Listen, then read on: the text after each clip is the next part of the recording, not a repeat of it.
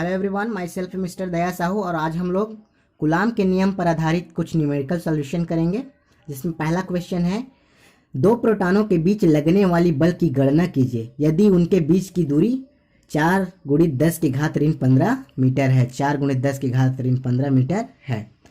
तो हमें बल की गणना करना है। चलिए, सब चीज़ तो हमें क्लियर है, दिया गया है।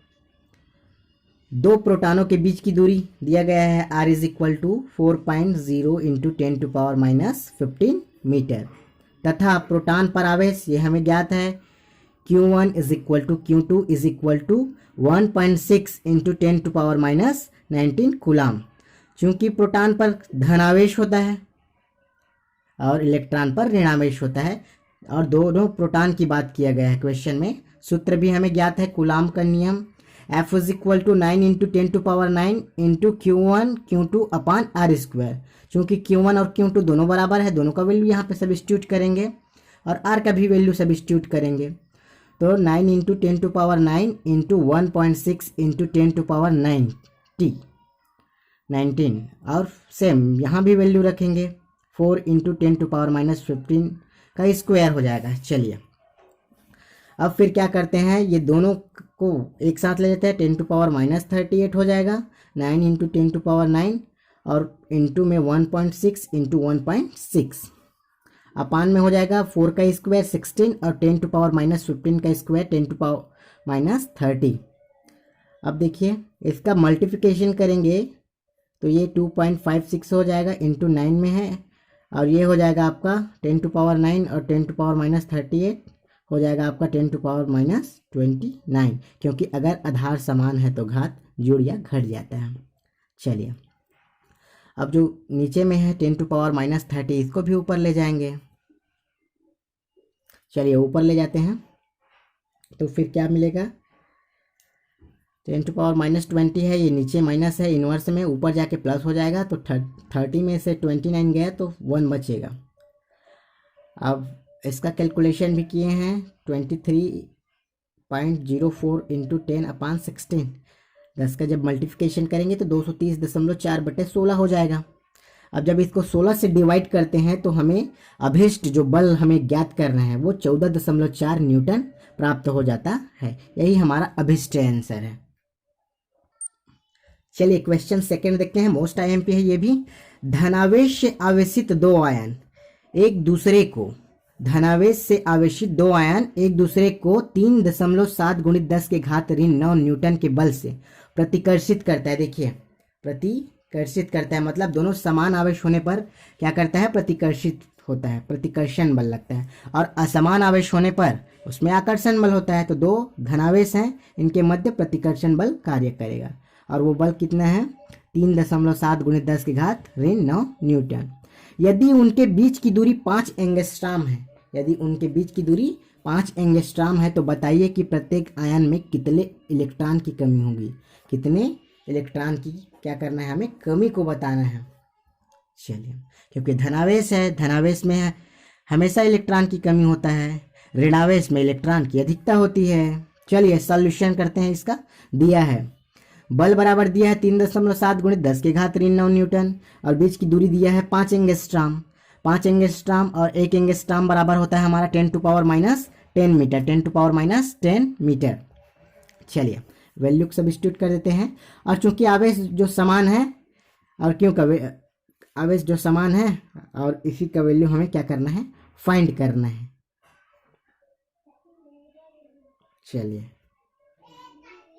उसके बाद फिर हमें इलेक्ट्रॉनों की संख्या कमी है या कमी को बताना है। चलिए, सूत्र जानते हैं हम लोग, F = 9 × 10⁹ × Q1 Q2 / r²।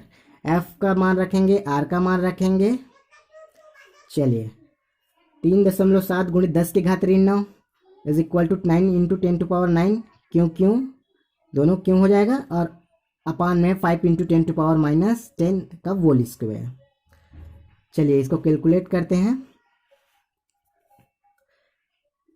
क्यों स्क्वायर को छोड़ के बाकी सबको इधर तिर्यक गुणा कर देते हैं। तो 3.7 × 10⁻9 और ये 5 का स्क्वायर 25 हो जाएगा और 10⁻10 का 10⁻20। अब ये जो 9 × 10⁻9 है ये नीचे आ जाएगा इधर इसके नीचे आ जाएगा तो 9 गुणित 10 की घात 9। चलिए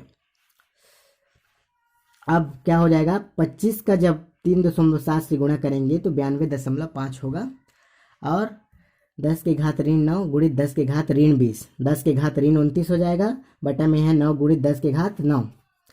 अब क्या करते हैं, 10 की घात 9 को ऊपर ले जाते हैं तो 10 की घात ऋण 38 हो जाएगा, और 92.5 को 9 से भाग देते हैं तो हमें 10.28 प्राप्त हो जाता है। अब इसका अगर हम लोग करणी निकालेंगे, क्योंकि इधर क्यों स्क्वायर है, तो क्यों का अगर मान निकालेंगे तो इधर रूट लग जाएगा, और 10.28 का मान लगभग 3 से ऊपर आ गया, क्योंकि करणी 9 बराबर 3 होता है, तो इसका मान 3.2 के लगभग आएगा। ये समथिंग आंसर यहाँ देना है, एकदम एग्जैक्ट मान नहीं निकालते रहना है आपको। Q is equal to 3.2 into 10⁻⁻19 coulomb. अब हमें किसकी गणना करनी है, हमें चूँकि हमें धनावेशित आयनों में इलेक्ट्रॉनों की कमी बताना है, इसलिए हमें आवेश का क्वांटमीकरण से जानते हैं Q is equal to N ही होता है। यहाँ से हमें N का वैल्यू फाइंड करना है, N is equal to Q/E।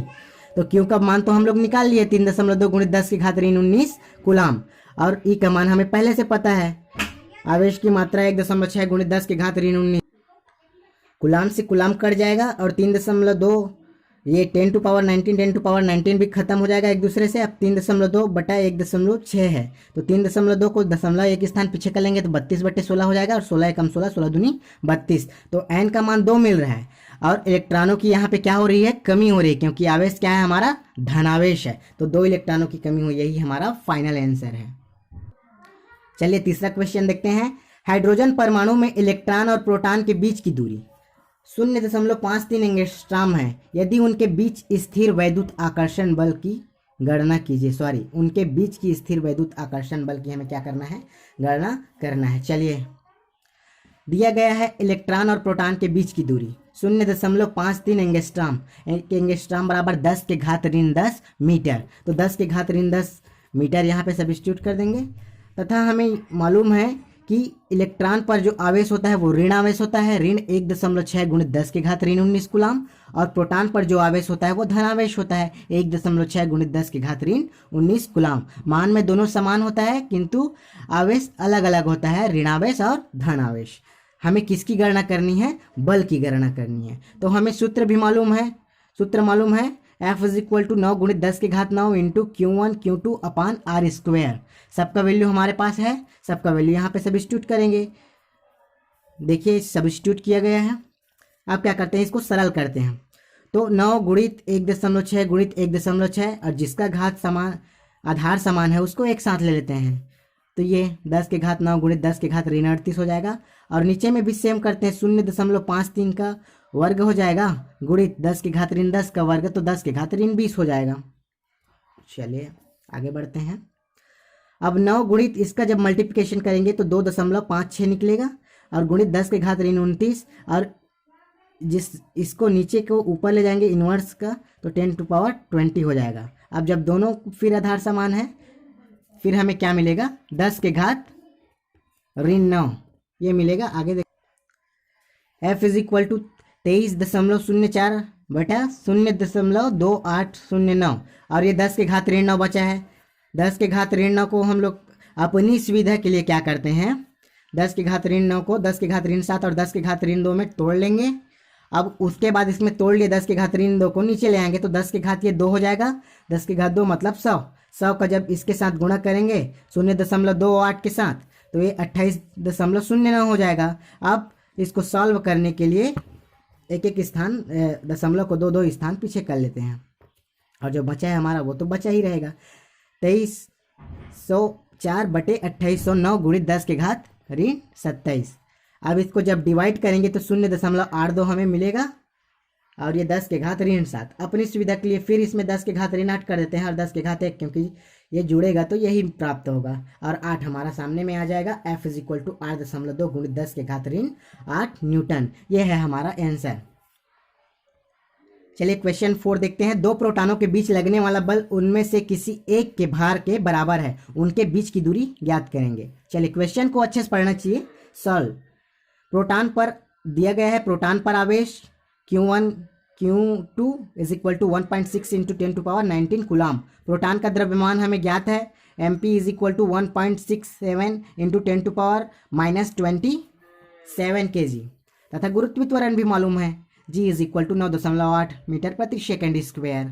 सूत्र भी हमें साथ ही साथ मालूम है, F is equal to M G is equal to 9 into 10⁻9 into Q1 upon R square. किसी भी न्यूमेरिकल को सॉल्व करने के लिए फार्मूला उसका बेस होता है भाई, फार्मूला पहले याद रखना चाहिए आप लोगों को। M G is equal to 9 into 10⁻9, क्योंकि दोनों वैल्यू समान है इसलिए क्यू स्क्वायर हो जाएगा और ये आर स्क्वायर। अभी हमें इसी का मान ज्ञात करना है, बीच की दूरी ज्ञात करनी है हमें, तो आर स्क्वायर को इधर ले जाते हैं, एम जी को नीचे भेज देते हैं हम। R square is equal to, अब ये हमें वैल्यू मिल जाएगा, क्यू का वैल्यू यहाँ पे रख देंगे, एम का वैल्यू मास ऑफ प्रोटॉन और गुरुत्वीय त्वरण। चलिए सबका वैल्यू यहाँ पे रख दिए। अब इसको क्या करते हैं हम लोग, सरल करते हैं। देखिए 9 गुणित 1.6 गुणित 1.6, 10 के घात 9 गुणित 10 के घात ये ऋण 38 हो जाएगा, ऋण 38 बटा इसका भी यही होगा। सरल करेंगे तो अब देखिए सरल करते करते हम लोग यहाँ तक पहुँचे हैं, 9 गुणित 2.56 अपान 1.67 गुणित 9.8। अब ये देखिए 10 के घात ऋण 29 गुणित 10 के घात 27 हो रहा है, तो इसको हम लोग क्या करेंगे, फिर इसको सरल ही करते जाएंगे और 10 के घात ऋण 2 बचेगा यहाँ पे। अब 23.04 बटे 16.366 मिलेगा गुणित 10 के घात ऋण 2। अब इधर आर स्क्वायर है, इसको जब 23.04 को 16.366 से भाग देंगे तो 1.4077 गुणित 10 के घात ऋण 2 मिलेगा। अब आर स्क्वायर है इधर, तो आर जब आर का बस मान ज्ञात करेंगे तो इधर करनी लग जाएगा और ये 10 के घात ऋण 2 है वो 10 के घात ऋण हो जाएगा और